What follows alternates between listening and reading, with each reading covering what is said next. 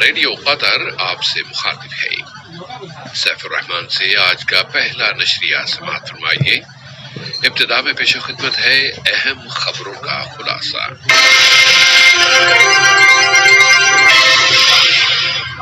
صاحب سمو امیر اور کوٹ دیوار کے صدر کے درمیان ٹیلی فون پر دو طرفہ تعلقات اور کورونا کے تازہ ترین حالات پر بات چیت کی گئی ہے۔ قطر نے لیبیا کے معاملات میں مداخلت کو مسترد کرتے ہوئے ایک مرتبہ پھر کہا ہے کہ وہ وہاں کی قومی وفاقی حکومت کے ساتھ ہے۔ وزارت صحت نے کہا ہے کہ ملک میں کورونا وائرس کا پھیلاؤ اب کم ہونا شروع ہو گیا ہے اور صحت یاب ہونے والوں کی تعداد اب 71,000 سے زیادہ ہو گئی ہے۔ اور امریکی پولیس نے وائٹ ہاؤس کو سیکیورٹی کے گھیرے میں لے لیا اور ٹرمپ نے مظاہرین کو طاقت کے استعمال کی دھمکی دے دی ہے۔ سامعین، یہ تھا اہم خبروں کا خلاصہ، اور اب پیش خدمت ہے ریڈیو قطر سے آج کا پہلا مفصل نشریہ۔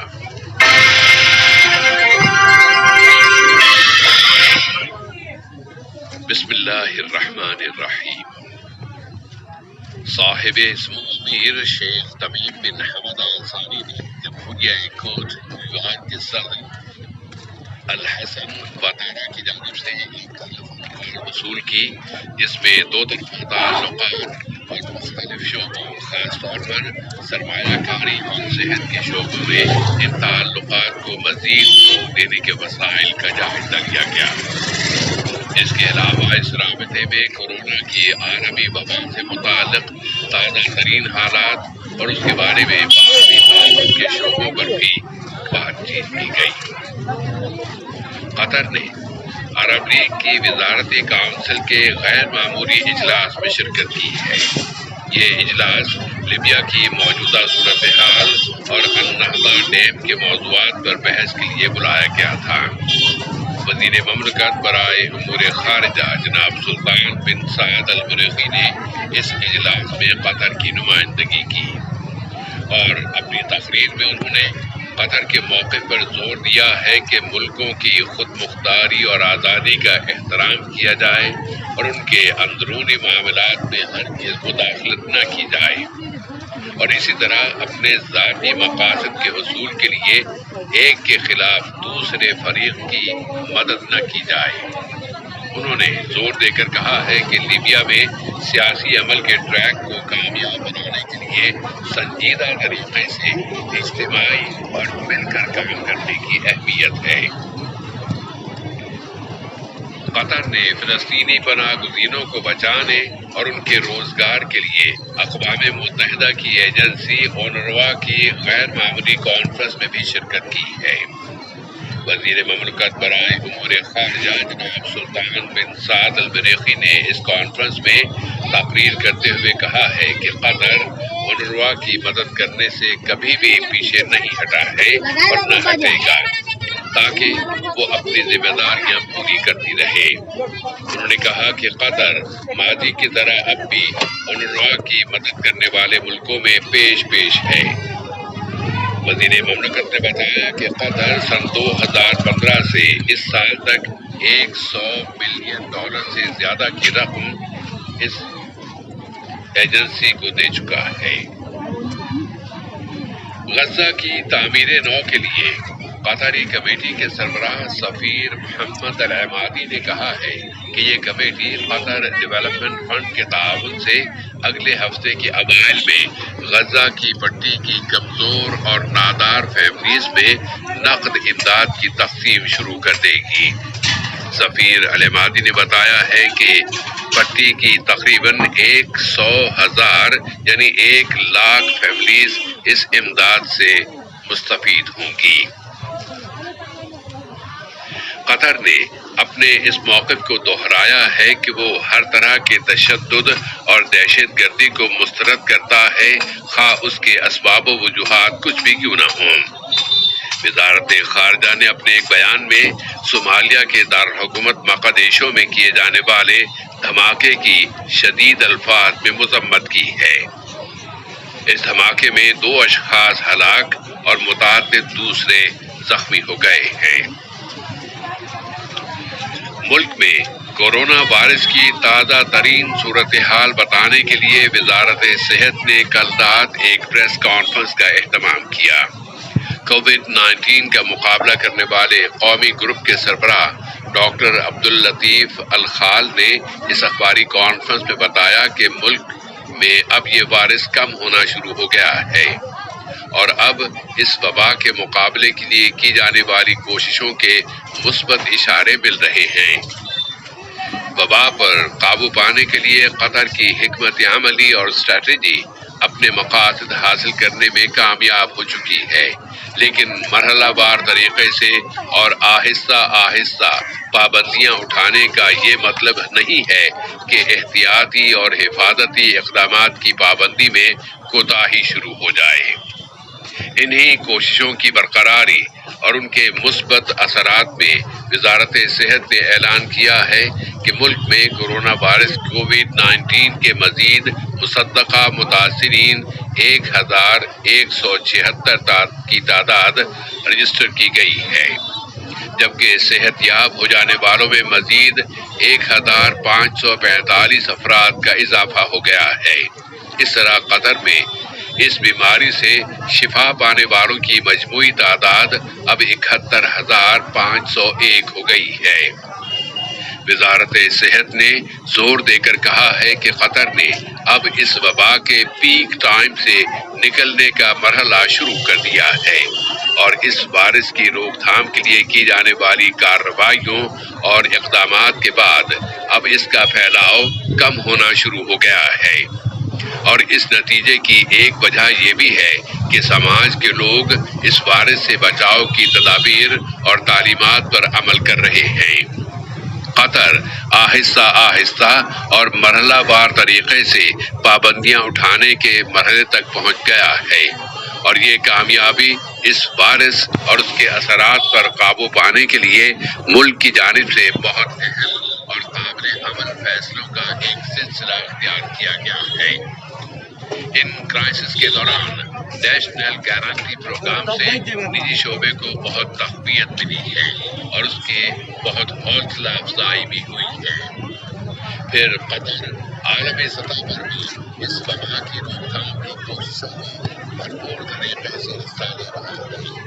قطر چاہتا ہے کہ پوری دنیا میں اس وبا کا خاتمہ ہو جائے اور چونکہ دنیا میں اس وائرس کے نقصانات میں مسلسل اضافہ ہوتا جا رہا ہے تو قطر ایسے میں خاموش تماشائی نہیں رہ سکتا۔ اب اس وقت تک دنیا میں اس وائرس سے متاثر ہونے والوں کی تعداد 9 ملین سے زیادہ ہو گئی ہے، جبکہ 475 ہزار سے زیادہ بیمار موت کے منہ میں چلے گئے ہیں اور اس وائرس سے شفا پانے والوں کی تعداد اب 5 ملین کے قریب ہو گئی ہے۔ یہ تمام اعداد و شمار اور نمبر مطالبہ کر رہے ہیں کہ اس وائرس کی شفا بخش ویکسین تیار کرنے کے عمل میں تیزی لائی جائے۔ حمد بن خلیفہ یونیورسٹی کے قطر بائیو میڈیکل ریسرچ انسٹی ٹیوٹ کے ڈائریکٹر کہ ڈاکٹر عصام عبدالعلیم نے انکشاف کیا ہے کہ وہاں ایک ایسی ویکسین تیار کر لی گئی ہے جو فعال ترین اثر کے انتہائی قریب ہے۔ ادھر عالمی سطح پر بر اعظم یورپ عام لوگوں کو تنہائی میں رکھ دینے کے اقدامات میں کمی لانے کی کوششیں کر رہا ہے، جبکہ چند ماہ پہلے وہاں اس وائرس سے پھیل جانے کے بعد اس کی روک تھام کے لیے وہاں یہ پابندیاں نافذ کی گئی تھیں۔ حمد جنرل اسپتال کے میڈیکل ڈائریکٹر ڈاکٹر یوسف المسلمانی نے کہا ہے کہ احتیاطی اقدامات کی پابندی اور سماج کے تمام افراد کے تعاون کے ذریعے ہم بہت جلد یہ پابندیاں اٹھانے کے دوسرے مرحلے تک پہنچ جائیں گے۔ یہ خبریں ریڈیو قطر سے نشر کی جا رہی ہیں۔ لیبیا سے متعلق اقوام متحدہ کے تابع حقوق انسانی کی کونسل نے اپنی منظور کی جانے والی ایک قرارداد میں مطالبہ کیا ہے کہ ایک بین الاقوامی تحقیقاتی ٹیم لیبیا روانہ کی جائے جو وہاں کے شہر ترہونہ میں اجتماعی قبریں دریافت ہوئی ہیں، اور اقوام متحدہ میں لیبیا کے مندوب تمیم بعیو نے اس کمیٹی کے کام کی وضاحت پیش کی ہے۔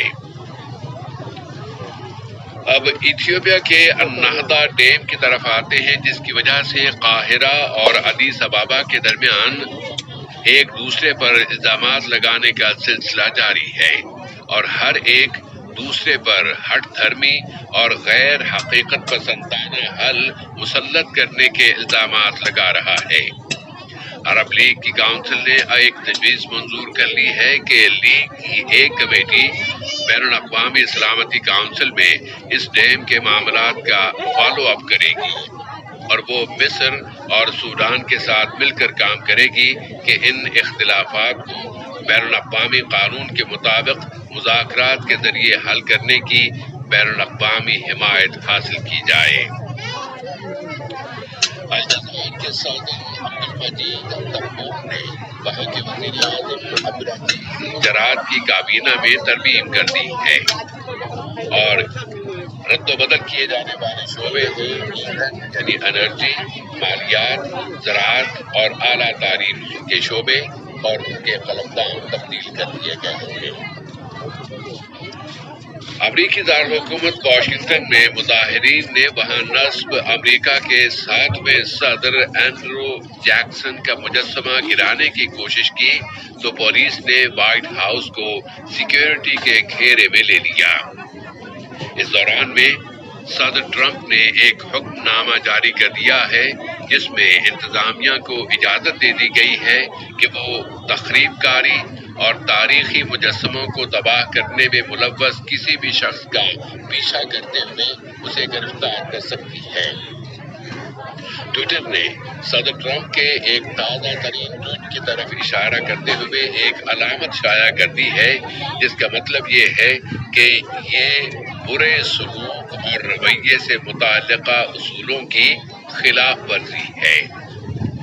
صدر ٹرمپ نے اپنے اس ٹویٹ میں دھمکی دی تھی کہ اگر مظاہرین نے سیٹل میں ہونے والے واقعات کے طرز پر یہاں بھی اپنا علاقہ قائم کرنے کی کوشش کی تو ان کے خلاف پوری سنجیدگی سے طاقت استعمال کی جائے گی۔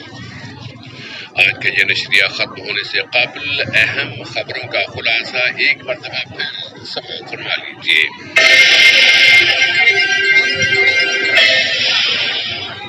صاحب اسمو امیر اور کوٹ دیوار کے صدر کے درمیان ٹیلی فون پر دو طرفہ تعلقات اور کورونا کے تازہ ترین حالات پر بات چیت کی گئی ہے۔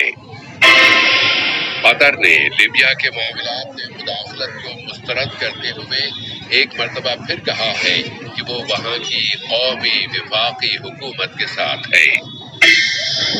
وزارت صحت نے کہا ہے کہ ملک میں کورونا وائرس کا پھیلاؤ اب کم ہونا شروع ہو گیا ہے اور صحت یاب ہونے والوں کی تعداد اب 71,000 سے زیادہ ہو گئی ہے۔ اور امریکی پولیس نے وائٹ ہاؤس کو سیکیورٹی کے گھیرے میں لے لیا ہے اور ٹرمپ نے مظاہرین کو طاقت کے استعمال کی دھمکی دے دی ہے۔